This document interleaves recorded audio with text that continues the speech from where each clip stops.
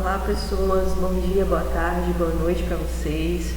Dando continuidade, nossos conteúdos revisionais, hoje a gente vai falar um pouco sobre os estudos demográficos, mais especificamente sobre algumas características da população brasileira, tá bom? Então vamos lá. A primeira característica da população brasileira é que o nosso país se trata de um país populoso, mas não muito povoado. O que isso significa? Quando eu falo que um país ele é populoso, eu estou me referindo à sua população absoluta, a população total. Então, as estimativas aí do IBGE é que para 2020, a gente esteja com uma população em torno de 211 milhões de habitantes, que é uma população bastante significativa. Mas, em contrapartida, o nosso território ele não é regularmente ocupado. A gente tem uma população irregularmente distribuída no território. Isso faz com que as densidades demográficas sejam baixas e, portanto, classifique o Brasil como um país não muito povoado. Lembrando que o termo povoado se refere à população relativa, à densidade demográfica. Então, se a minha densidade demográfica é baixa, eu digo que trata-se de um país pouco povoado. Isso está muito relacionado, pessoal, com as dimensões territoriais do Brasil. Nós temos um país que tem uma população grande, mas que também nós temos um território gigantesco. O Brasil é considerado um país com dimensões continentais. Então, quando a gente faz a divisão aí da população total pelo nosso território total, a gente vai ter uma densidade relativamente baixa. Lembrando que isso também vai ter discrepâncias regionais, pessoal?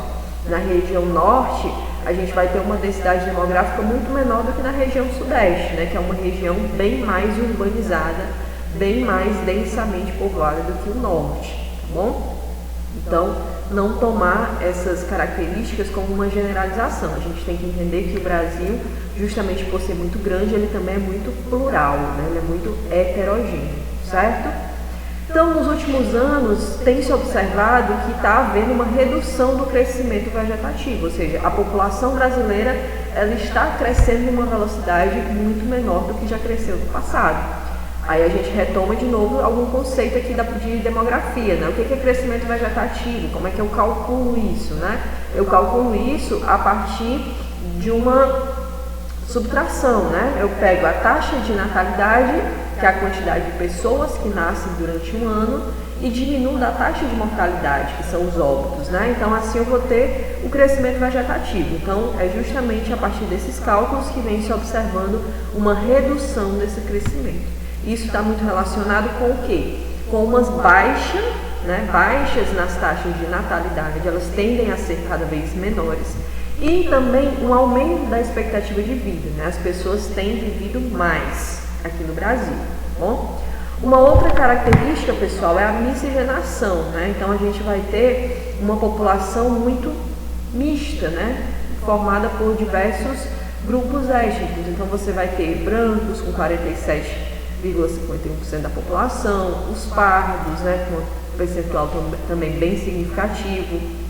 Quando nós juntamos aí pardos e negros, nós temos mais de 50% da população, E em termos quantitativos, de forma menos expressiva, os amarelos, que são os descendentes de asiáticos, e os indígenas, tá bom? E aí, uma curiosidade, tá, pessoal? Uma característica, na verdade. Quando a gente fala desses percentuais, vale lembrar que a gente está falando de uma informação autodeclarada, tá bom? Então, o IBGE, nos seus momentos de censo, que acontecem a cada 10 anos, eles vão nas residências e eles registram o que a população está declarando. Então, se a população se declara branca, o IBGE registra isso. Se a população se declara negra, o IBGE registra isso. Se ele se declara pardo, também.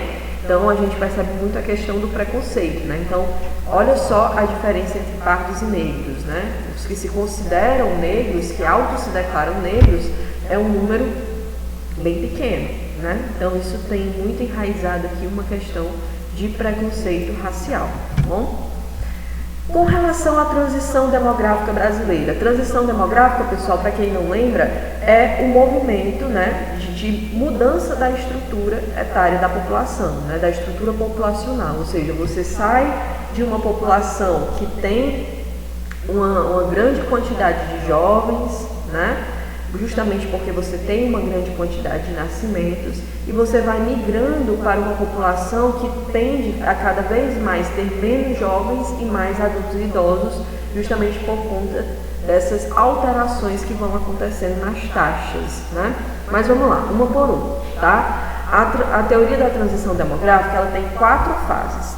Mas por que aqui no slide só tem 3? Porque no Brasil, até o momento, nós atingimos apenas até a 3ª fase, tá bom? Mas vamos lá. A primeira fase é chamada da fase tradicional, tá bom? Aqui no Brasil, ela se estendeu mais ou menos até a década de 1940. Qual era a principal característica dessa fase, pessoal? Altas taxas de natalidade, ou seja, nascia muita gente. Mas as taxas de mortalidade também eram muito altas, ou seja, nascia muita gente, mas morria muita gente. Quando a gente faz aquela subtração, né, a gente vai ter um pequeno crescimento vegetativo, porque está nascendo muito, mas também está morrendo muito. Se eu diminuo um do outro, eu vou ter um pequeno crescimento vegetativo. Minha população crescia muito pouco. Depois a gente se encaminha para uma segunda fase, que no Brasil vai de 1940 até a década de 70, né? Vai ser aquele movimento onde vai se iniciar o processo de urbanização, né? Mas bem no comecinho ainda. Então o que nós vamos ter? Uma explosão demográfica. Eu vou ter taxas de natalidade ou em ascensão ou em equilíbrio, mas as taxas de mortalidade elas vão reduzir drasticamente, tá bom? E elas vão reduzir drasticamente porque nesse período, olha só, a gente está num contexto de Segunda Guerra, pós-Segunda Guerra Mundial, né? Então a gente vai ter muitas melhorias, muitas descobertas, né, científicas no âmbito da ciência, da saúde. Então isso vai permitir que haja uma sobrevida maior, né? Então as pessoas vão passar a viver mais, então isso vai contribuir muito com as taxas de mortalidade. Também vai acontecer melhorias no âmbito da infraestrutura, né, o que também contribui para que as pessoas tendam a viver mais com mais qualidade. Então, se eu tenho taxas de natalidade em ascensão, taxas de mortalidade em decréscimo, quando a gente faz esse cálculo, a gente vai observar que agora eu vou ter um grande crescimento vegetativo. Ou seja, é nesse período onde a minha população mais vai crescer, tá bom? E aí a gente chega na fase 3, né, que vai se consolidar a partir da década de 70 e se estende até os dias atuais, tá? E ela é marcada pelo quê? Pela desaceleração. Aquelas taxas de natalidade que estavam em alta aqui nas fase 2, na fase 3 elas tendem a cair, né? Lembra que eu falei para vocês que aqui a gente estava no início do processo de urbanização, a gente ainda tinha uma população muito rural. A partir de 70, a minha população ela já é predominantemente urbana. O que isso significa dizer? Significa dizer, pessoal, que nas cidades não faz mais sentido aquelas famílias muito numerosas, né? No campo elas faziam sentido. Elas faziam sentido porque os filhos eram utilizados como mão de obra, do ponto de vista dos recursos. Não se pagava, né? Você tinha a alimentação, você mesmo produzia, a água você tinha ali disponível, não havia gastos com transporte, com educação, né? Então os custos eram muito baixos. Então era vantajoso, vamos dizer assim, que essas famílias fossem numerosas. Quando essa população ela passa a ser predominantemente urbana, esse contexto não é mais favorável, né? Porque nas cidades as crianças não trabalham e tudo tem um custo. A alimentação tem um custo, vestimento tem um custo, educação tem um custo, saúde tem um custo, transporte tem um custo e assim por diante. Então a tendência é que à medida que as cidades, né, os territórios vão se urbanizando, as sociedades vão se urbanizando, a tendência é que as taxas de natalidade reduzam, certo? Um outro ponto muito importante, pessoal, é a inserção da mulher no mercado de trabalho. Quando a gente tinha uma sociedade predominantemente rural, o papel da mulher basicamente era cuidar da casa, do marido e dos filhos. Quando a gente entra no contexto de uma sociedade urbana, essa mulher ela se insere no mercado de trabalho, né, justamente para auxiliar no sustento, né, na renda da família. E aí, com essa dupla jornada, né, tanto o trabalho fora de casa como o trabalho doméstico, também faz com que essas taxas de natalidade tendam a se reduzir, né? Então, observe aí que a gente vai ter fatores, né, tanto do ponto de vista econômico como também do ponto de vista cultural, contribuindo para essa queda nas taxas de natalidade. E as taxas de mortalidade que já vinham em baixa vão continuar em baixa, né, porque essas melhorias que começaram a ser conquistadas, né, no período pós-Segunda Guerra, elas vão continuar e vão continuar crescendo, né, então isso faz com que as taxas de mortalidade se mantenham em queda. Então, pessoal, olha aí, quando a gente pensa no crescimento vegetativo, eu vou voltar a ter um pequeno crescimento vegetativo, porque vai nascer menos gente e morre menos gente também. Se eu faço a subtração, eu vou ter esse pequeno crescimento vegetativo. Só que com um detalhe, agora com uma tendência de queda ainda maior, né? Então, isso aqui nos mostra que nós estamos caminhando para a fase 4, né? Que é aquela fase de estagnação e envelhecimento da população. E se a gente for pensar em termos de mundo, quem é que vive essa fase? Uma grande parte dos países do continente europeu, né? E de outros países do mundo desenvolvido, vamos dizer assim. Tá bom, pessoal? Então é isso. A chave desse processo de transição demográfica é o processo de urbanização, que vai provocar tanto mudanças de mentalidade na população, como também por conta do custo, né? É o maior custo de vida nas cidades. E aí, esse processo de transição, ele vai impactar diretamente as pirâmides, que era o que eu estava comentando com vocês anteriormente, né? Aqui nós temos exemplos de 3 momentos da história do Brasil, né? Um momento onde eu vou ter um pequeno crescimento vegetativo, né? Veja que a pirâmide ela é toda mais estreitinha, tanto a base como o centro, proporcionalmente ela é menor, né? Justamente porque é aquele período de baixo crescimento vegetativo, né? Então, é esse o formato. No período de explosão demográfica, olha só o que acontece, pessoal. A minha base, ela vai se expandir muito, o que indica que eu vou ter um grande número de crianças e jovens, né? Só que, à medida que essa população vai envelhecendo, ela vai se reduzindo drasticamente, até chegar aqui no topo com uma quantidade pequena de idosos, né? Mas se a gente comparar com a primeira, já bem maior, né? Justamente por conta daquelas melhorias que elevaram a expectativa de vida da população. E por fim, a gente tem aqui, ó, uma projeção, né? Já na terceira fase, que é essa fase atual que nós vivemos. A gente começa a ter uma redução da base, né? Essa base que era bem larga, ela começa gradativamente a se estreitar, e isso acontece por conta do quê? Porque as taxas de natalidade estão reduzindo, e aqui o centro e o topo, né, pessoal, que representa os adultos e os idosos, eles tendem a ficar mais largos, né? Representando que agora eu tenho um maior número de indivíduos nessas faixas etárias, tá bom? E aí, por fim, pessoal, para a gente fechar, a gente chega na relação da população e o trabalho, né? É muito importante compreender essas duas dimensões.